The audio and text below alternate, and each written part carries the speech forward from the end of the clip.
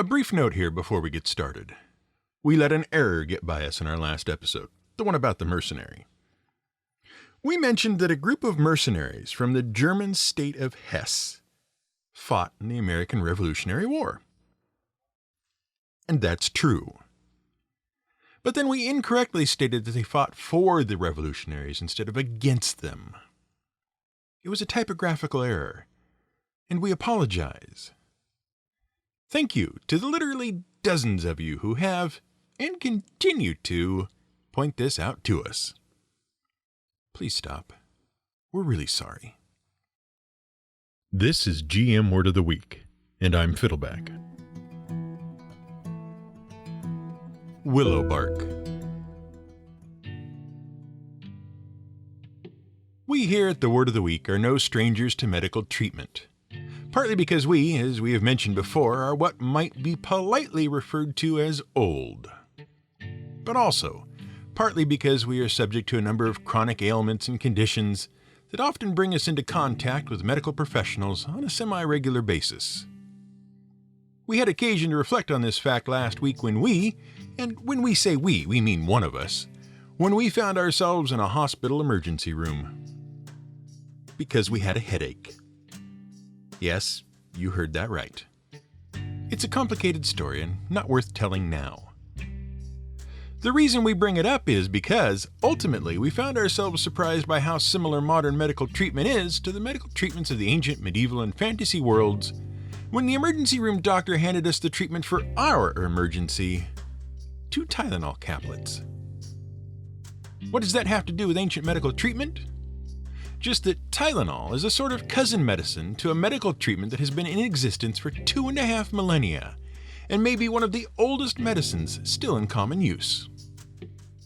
We're talking about aspirin, or to give it its proper name, acetylsalicylic acid, which, originally, with only a few slight adjustments, came from willow bark. First of all, if you're not aware, aspirin is a non-steroidal anti-inflammatory drug, or NSAID. Among its uses are the reduction of pain, fever, and swelling. More specifically, it's useful for reducing inflammation, hence anti-inflammatory. Now, inflammation is not the actual bursting into flame of various body parts, as you might expect.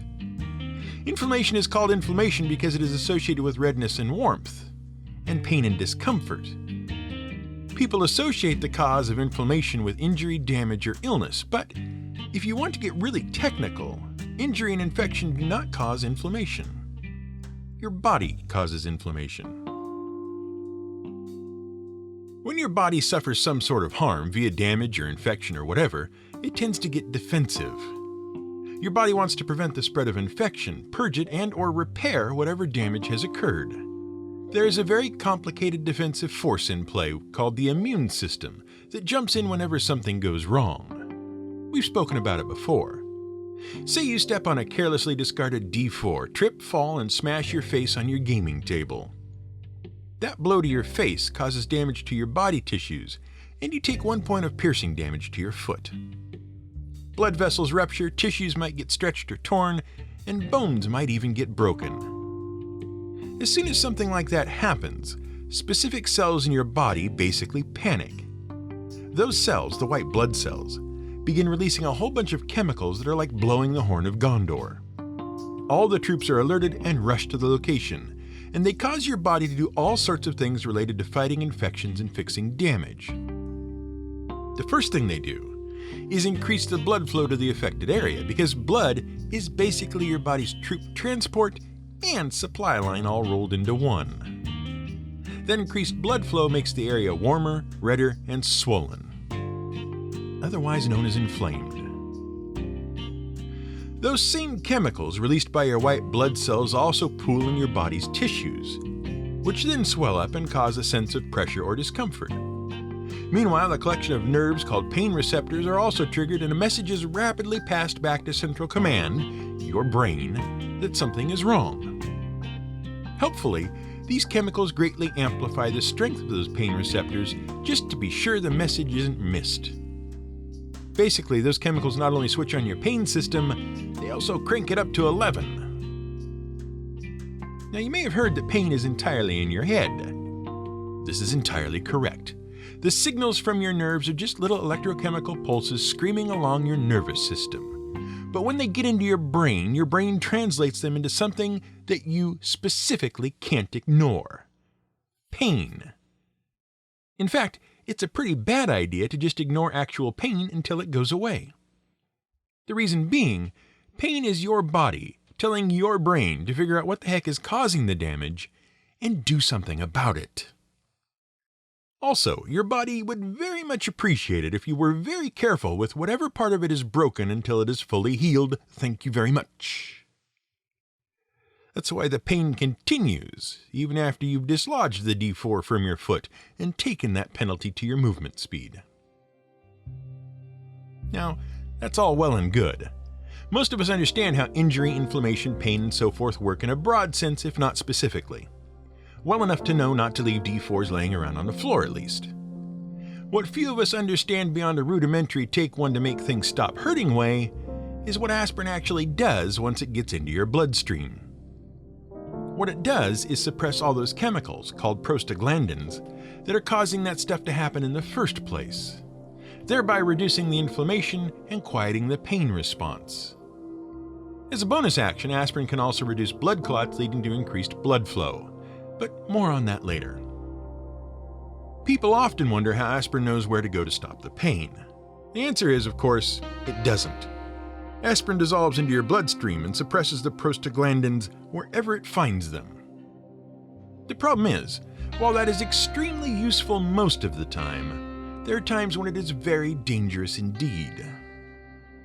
On the useful side of things, aspirin can deal with pain that doesn't seem to have a localized source. For example, stress-induced pain often manifests as a headache, and no one is punching you in the head, though it might feel that way.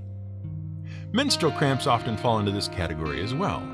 Aspirin, because it reduces the level of prostaglandins everywhere in your body, is effective at reducing these sorts of pains. However, one of the problems with aspirin that occasionally results in it being extremely dangerous is that it must first pass through your stomach. And your stomach is lined with naturally occurring prostaglandins, which aspirin can damage, leading to bleeding. And speaking of bleeding, because it does dissolve blood clots and essentially lubricates your bloodstream so that blood flows better, aspirin can make certain kinds of bleeding and clotting problems worse. But because of this effect, doctors often recommend very small amounts of aspirin to their blood pressure and heart patients in the form of a daily children's aspirin. What does this have to do with ancient medicine? Remember that aspirin is actually a chemical called acetylsalicylic acid? Now, we don't want to get too deep into biochemistry. We learned a long time ago in our heady college days, the first attempt, that biochemistry was the subject in biology that separated the men from the boys. And we barely qualified as a fetus. But acetylsalicylic acid is actually made from something else, something called salicylic acid. And until 1897, salicylic acid was the medicine of choice for fevers, inflammation, and pain. But then, along came Felix Hoffmann and his dad. And, most importantly, his dad's ulcers. Felix Hoffmann was a German chemist working for a chemical company known as Friedrich Bayer and Company.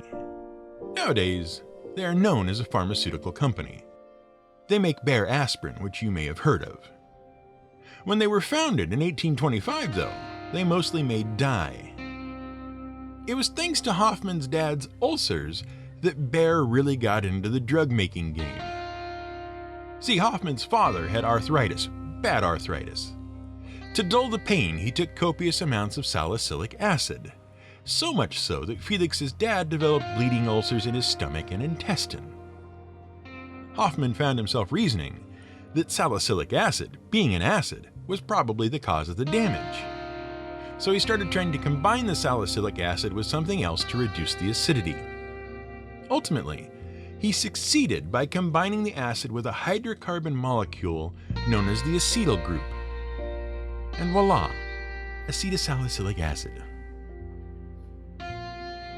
But 1897 hardly qualifies as ancient unless you're one of those 20-somethings who believe everyone over 40 is old. And we promised we would trace this medicine back to the ancient world, didn't we? Well, how about 400 BCE? Is that ancient enough for you? Because salicylic acid goes back to a person often referred to as the father of Western medicine. A man whose name is synonymous with the practice of medicine. Literally. We're talking about Hippocrates. Hippocrates II, Hippocrates of Kos. Hippocrates is still a reasonably well-known name these days. His most famous work is a treatise on medical ethics that begins with the famous principle, first, do no harm. That ethical statement became the basis for many oaths taken by physicians over many centuries and provides the core for the modern Hippocratic oath that has been accepted as the official statement on medical ethics by the World Medical Association since 1948. But the truth is, Hippocrates probably didn't write the Hippocratic Oath. And the treatise he didn't write didn't technically contain the line, first do no harm. Not even in Greek or Latin. In fact, of the over 60 medical writings that have survived to this day that have been attributed to Hippocrates, it appears that the majority were not actually written by Hippocrates. And that misconception is thanks to an ancient Egyptian museum and dates back to around 250 BCE. Hippocrates was renowned in his time as pretty much the best physician and teacher around. Around in this case refers to classical ancient Greece. He lived between 460 BCE and 375 BCE and was a contemporary of Plato, who wrote about him in glowing terms, even comparing him to famous sculptors and artists of the time. He traveled widely throughout Greece and Asia Minor, teaching wherever he could, and was extremely influential when it came to the practice of medicine. But after his death, his reputation got a bit exaggerated. A century after Hippocrates died, the Museum of Alexandria in Egypt was collecting great literary works for its library as a tribute to the great scholars of classical Greece. When they assembled a collection of works about the practice of medicine during the period, they called them Corpus Hippocraticum, or the body of Hippocrates. Isn't a body of work, not a corpse. While a few of these documents may have been original to Hippocrates, many of them were actually critiques or commentaries on Hippocrates' work, but it all got lumped together.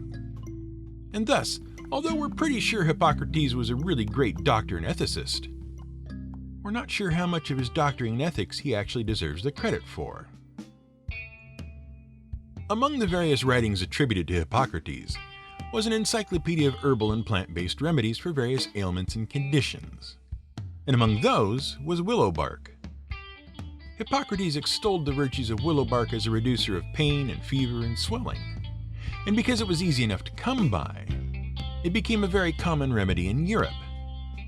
In fact, it remained one of the most common and ubiquitous herbal remedies for, well, nearly forever. It wasn't until the 1700s, when the Reverend Edmund Stone, a scientist, did the chemical detective work to isolate the thing in willow bark that actually had the medicinal effect. And that was, of course, salicin. And that led to the production of salicylic acid. And that led to Hoffman's father's ulcers. And that led to aspirin. Willow bark was just one of a huge number of herbal remedies that have been known since ancient times to have an efficacious use on humans. Egypt and China are especially renowned for their long history of herbal remedies. Egyptian herbal medicine favored simple herbs and plants that were often cultivated in small gardens and were often added to food or drink. In fact, there's a lot of overlap between Egyptian herbal remedies and modern spices, spreads, and flavor enhancers. The Egyptians, for example, used honey and garlic, both of which have antiseptic properties, and onion, which strengthens the heart and reduces cholesterol, as well as castor oil, which can be used topically to reduce skin and eye irritation and dryness. And Egypt shared its knowledge with Greece and throughout the ancient world. By contrast, China favored wildflowers and herbs, and they cataloged thousands of such remedies combined into very complicated formulas.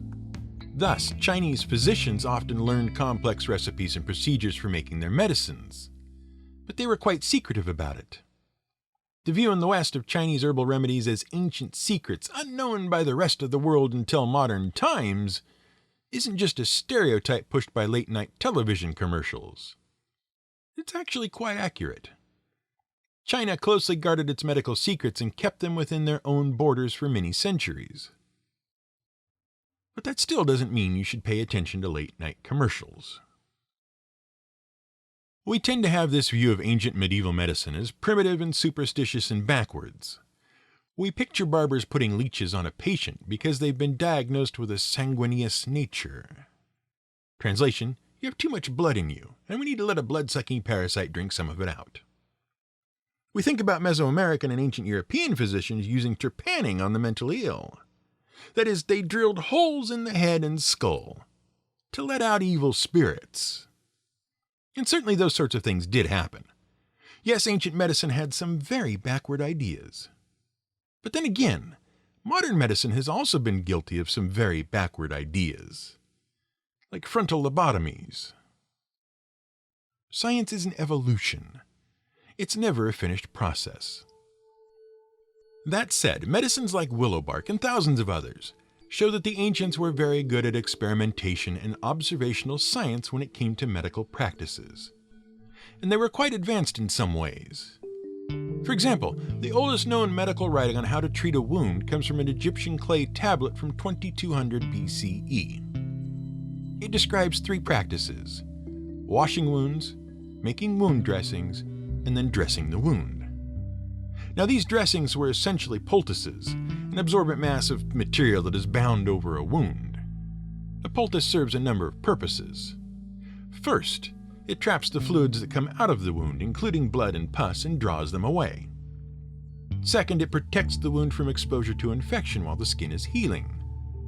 These poultices were made of a mix of clay and spongy plant matter that included a variety of herbs that were thought to aid wound healing.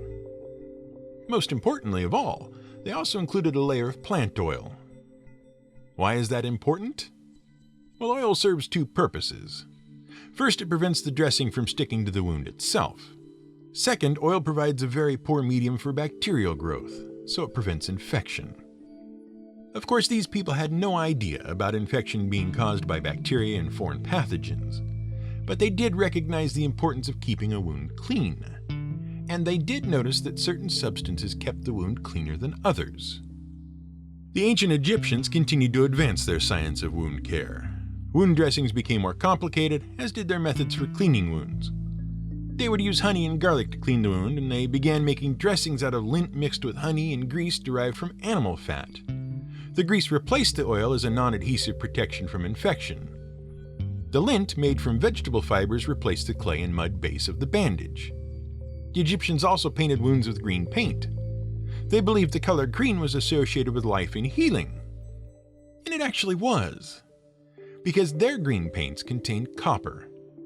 And copper is toxic to many types of bacteria which might otherwise cause infection. The ancient Sumerians were no slouches either. They pounded together fir turpentine and pine turpentine, which are gummy oils that come from animal hides and pine trees respectively. Then they added daisy, milled flour from a plant called ininu, and milk. They would mix all of that together in a copper pan, and then add beer. And that's what they spread over the wound. Sumerians, famous for, among other things, having 19 different and distinct varieties of beer, used beer for nearly everything. The point is, although we draw a lot of distinction between modern and ancient medicine, things we think of as distinctly modern, like aspirin and band-aids, are actually thousands of years old. And even some of the treatments we think of as being backwards and ignorant are actually turning out to have some value in the modern era. Like bloodletting, and even leeching. You heard us. In 2012, a study appeared in BMC Medical, one of 250 peer-reviewed professional journals published by the UK-based research organization Biomed Central, extolling the virtues of bloodletting. The study determined that a condition known as metabolic syndrome, or METS, could be mitigated or treated by regular bloodletting. But that's not all. Starting in 2001, a number of scientific groups started looking at the use of leeches to treat certain types of inflammatory conditions, including arthritis, as well as for speeding healing of wounds following surgery. Why? Well, it has to do with a particular property of leech saliva. A refresher. A leech is a class of predatory annelid, a segmented worm. Most are aquatic and live in fresh water, but there are also land-dwelling and sea-dwelling leech species. Now, most leeches feed on worms, snails, insects, or crustaceans.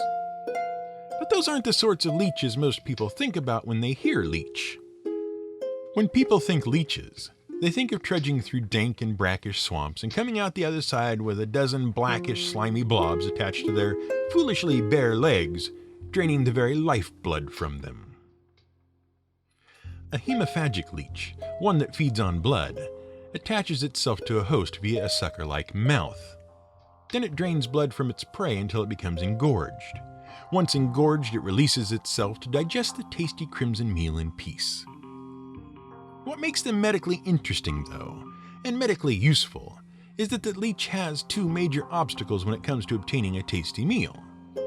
First of all, when it attaches itself to a host, the host is prone to notice that a blobby worm is now connected to their body via a suction cup and drinking their blood. And so, the leech's saliva produces an anesthetic that dulls the host's sense of touch and pain. Thus, the leech can go unnoticed long enough to feed. Second of all, blood clots. As we discussed in our episode about chirurgeons, once blood gets outside your circulatory system, it automatically begins to harden in order to seal whatever wound it is leaking out of in the first place. To prevent the host's circulatory system from sealing itself up, the leech's saliva also contains a substance that prevents the blood from clotting. And both these properties have serious applications in today's medicine. Because just like willow bark, salicylic acid, and aspirin, leech saliva dulls pain, reduces inflammation, and thins the blood. However, rather than hopping into a fetid swamp with no pants on whenever you have a headache, we highly recommend you take 2 aspirin and call us in the morning instead. This has been GM Word of the Week. It's written and researched by the Angry GM and produced by me, Fiddleback. You can support us on Patreon at patreon.com/GMWordOfTheWeek. You can find more at gmwordoftheweek.com and theangrygm.com.